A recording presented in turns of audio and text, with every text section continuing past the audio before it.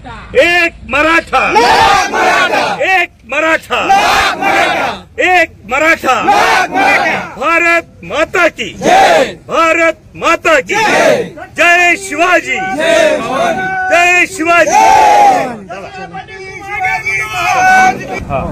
तर मी तुमच्याशी अर्धा घंटा चर्चा करायला तयार। मराठा आरक्षणाचं बाबतीत आजपर्यंत काय झालं आणि पुढे काय होणार आहे याच्यावर मी चर्चा करायला तयार। आणि जर नाही काढला 30 जून पर्यंत तुम्ही सांगताल त्याप्रमाणे मी आंदोलनात सहभागी। छोटेवाल्यांना तुम्ही विचारा, अर्धा तास बसलो। जयसिंग भैया आलते ना, जयसिंग भैया सगळीकडे होते। माझा मुलगा प्रत्येक वेळी आंदोलनात होता। तुम्हाला विरोध नाही, आम्ही काय आमचे माणसं किंवा आमच्या प्रतिनिधी तुम्ही, आमच्या हक्काचे माणसं तुम्ही। नंतर काय जे विचारायचे ते प्रश्न विचारा, काही अडचण नाही मला। तुम्ही माझेच आहेत आणि मी तुमचाच आहे, त्याच्यामुळं माझं म्हणणं ऐकून घ्या पहिल्यांदा। ऐका आता शांत, आता शांत आहे, मग बोला। इथं मराठा आरक्षणाचा आपण जर इतिहास पाहिला तर 1990 साली स्वर्गीय अण्णासाहेब पाटील हे पहिले व्यक्ती होते ज्यांनी मराठा आरक्षणाची मागणी या महाराष्ट्रात केली 1990ला। आज कुठे आपण 1924 मध्ये। या 34 वर्षात अनेक वेळेला मराठा समाजाला आरक्षण मिळावं म्हणून वेळोवेळी मराठा समाजाने आंदोलनं केलेली, रस्ता रोको केले, मोर्चे काढले, उपोषणं केली, मूक मोर्चे झाले, या सगळं। आणि आता आदरणीय जरांगे पाटलाच्या नेतृत्वाखाली 8 महिन्यापासून फार मोठा संघर्ष समाजाने उभा केलाय। त्यांच्या नेतृत्वाखाली समाज एकवटलेला आहे। त्यांचं अमरण उपोषण आंतरवली सराटीला चालू असताना दुर्दैवाने लाठीचार्ज झाला। आता त्याची चौकशी चालू आहे, ते काय सत्य बाहेर येईल, कशामुळे झाला, कुणी केला, काही अनेक अफवा आहेत त्याच्या बाबतीत, कुणी घडवून आणला लाठीचार्ज, ते व्हायचे तेव्हा होईल। परंतु त्यामुळं आणखीन मराठा समाजाच्या भावना तीव्र झाल्या आणि संपूर्ण मराठा समाज एकवटला। सरकारनं पण वेळोवेळी अनेक मंत्र्यांना त्यांच्याशी चर्चा करण्यासाठी पाठवलं, अनेक अधिकाऱ्यांना पाठवलं, मध्यस्थांना पाठवलं आणि शेवटी स्वतः मुख्यमंत्री आंतरवली सराटीमध्ये जाऊन त्यांनी स्वतः जरांगे पाटलांशी चर्चा केली। आता जरांगे पाटलांनी जे प्रमुख मागणी मागितलेली होती ती आतापर्यंत कुणीही मागितलेली नव्हती, की आमचं रेकॉर्ड तपासा, नोंदी शोधा आणि नोंदी शोधल्यानंतर ज्यांच्या नोंदी सापडतील त्यांना कुणबी प्रमाणपत्र द्या। सरकारने ही मागणी मान्य केली, त्याच्यासाठी फार मोठी प्रशासकीय यंत्रणा कामाला लावली आणि महाराष्ट्रामध्ये 60 लाख नोंदी सापडलेल्या आहेत। 60 लाख त्यांना प्रमाणपत्र देण्याचं काम चालू आहे, आज प्रत्येक ठिकाणी चालू आहे। आपल्या पण माजलगावमध्ये अंदाजे 10,000 सर्टिफिकेटचं वाटप झालंय आणि आणखीन जसजसे अर्ज येतील तसे 10 ते 15,000 लोकांना हे कुणबी प्रमाणपत्र मिळणार आहेत। 60 लाख सर्टिफिकेट, याचा अर्थ ढोबळमानाने असं जरी केला, एका नोंदी मागे जर 5 जणांना सर्टिफिकेट मिळालं तर 3 कोटी मराठ्यांना ओबीसी मधून आरक्षण मिळालेलं आहे। सरकारने ते दिलेलं आहे, त्याची प्रक्रिया चालू आहे। नंतर ज्यांच्या नोंदी सापडणार नाहीत त्यांच्यासाठी सरकारनं मागासवर्ग आयोग नेमला, मराठा समाजाचं 100% सर्वेक्षण केलं।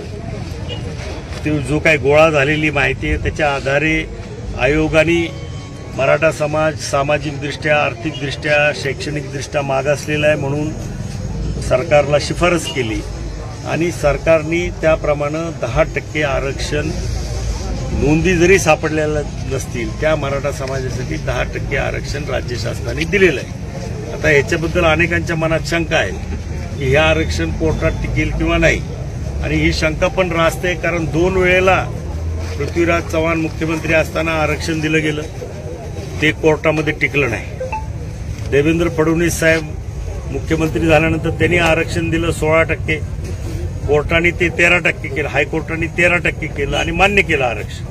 परंतु त्याच वेळेला ते प्रकरण सुप्रीम कोर्टात असताना महाराष्ट्रामध्ये सत्ता बदल झाला, फडणवीस साहेब मुख्यमंत्री होऊन विरोधी पक्षनेते झाले, उद्धव साहेब मुख्यमंत्री झाले। आता हे आरक्षणाची केस चालू असताना त्या काळी कोविडचाही प्रश्न होता, त्यामुळं सरकारने म्हणावं तशी त्यांनी बाजू आपली मांडली नाही सुप्रीम कोर्टात, आणि म्हणून ते आरक्षण गेलं. त्यांनी जे नेमलेला मागासवर्ग आयोग होता त्याचं पण पूर्णपणे बाजू कोर्टापुढे गेली नाही, आणि म्हणून आता आरक्षण देताना शिंदे सरकारने निवृत्त न्यायमूर्तीची कमिटी नेमली. 2 वेळेला कोर्टाने का आरक्षण नाकारलं याची कारणमीमांसा त्या समितीनं केली, आणि आता जो कायदा केलेला आहे, ज्या त्रुटी हायकोर्टात आणि सुप्रीम कोर्टात दाखवल्या गेल्या त्या त्रुटीची पूर्तता करून आता हे आरक्षण दिलेलं आहे. त्याच्यामुळे मला माझ्यासारख्याला खात्री आहे की हे आरक्षण 100% कोर्टात टिकणार आहे.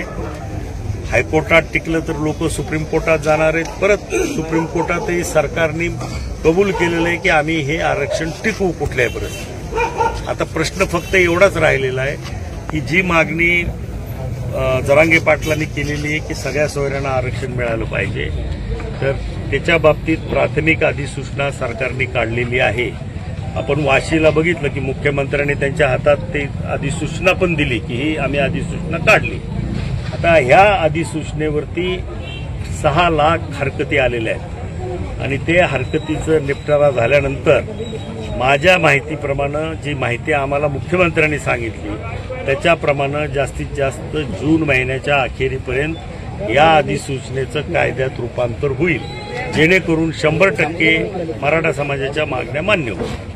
ही माझी भूमिका आहे, आणि मी स्वतः एवढं म्हणजे सांगतो की हे जर अधिसूचना जूनपर्यंत नाही झाली तर आम्ही योग्य तो जाब सरकारला काय करायचे ते करू आम्ही मराठा समाजाच्या वतीने. झालं दादा तुमचा. आता आमचा प्रश्न असा आहे की ज्या मुख्यमंत्र्यानं शिवाजी महाराजांची शपथ घेतली सगळ्या सोयऱ्याचा आदेश काढू म्हणून, जे राजपत्र काढलं त्या राजपत्रात झालं काय? राजपत्र नाही, ती प्राथमिक अधिसूचना बरं, काढली ना, आहे. त्याचं काय? गॅझेटमध्ये प्रत्येक आम्ही तुम्हाला मानतो तर आम्ही तुमच्यासाठी जीवाचं रान करू. तसं नाही, मला म्हणताय ना तसं नाही. आता माझं घर जाळलं, गुन्हे नाही होणार. ज्यांनी जाळलं त्यांनी जाळलं. मी काय आक्षेप केलाय का? मी एकाचंही नाव घेतलेलं नाही, मी तक्रार केलेली नाही.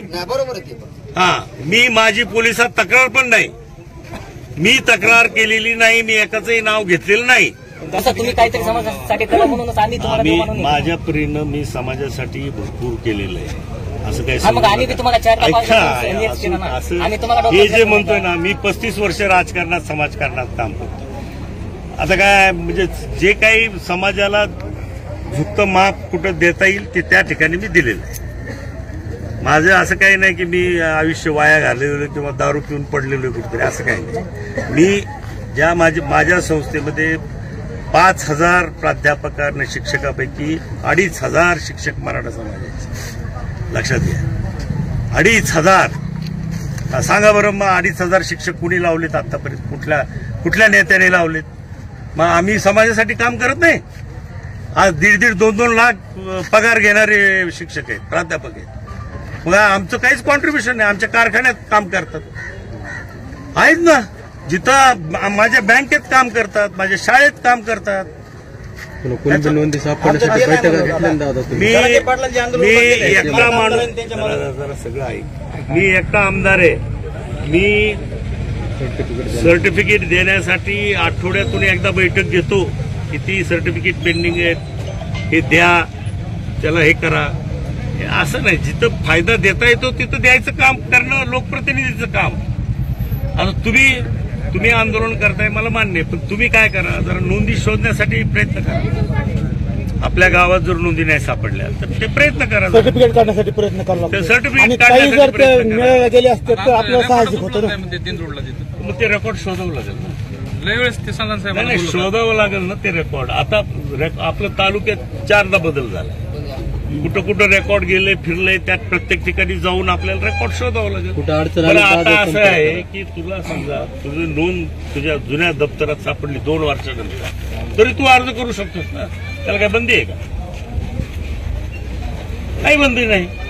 तर आता ते हरकतीचं सांगितलं आकडा, ना हरकतीचा नाही सांगितलं. ना हरकतीचा आकडाच नसतो, फक्त हरकती मागवतो सरकार. नाही ना हरकती बी दिल्यात नाही, असं कसं ना हरकती मागतच नाही. कायदेशीर प्रक्रिया आहे ती तुला सांगतो.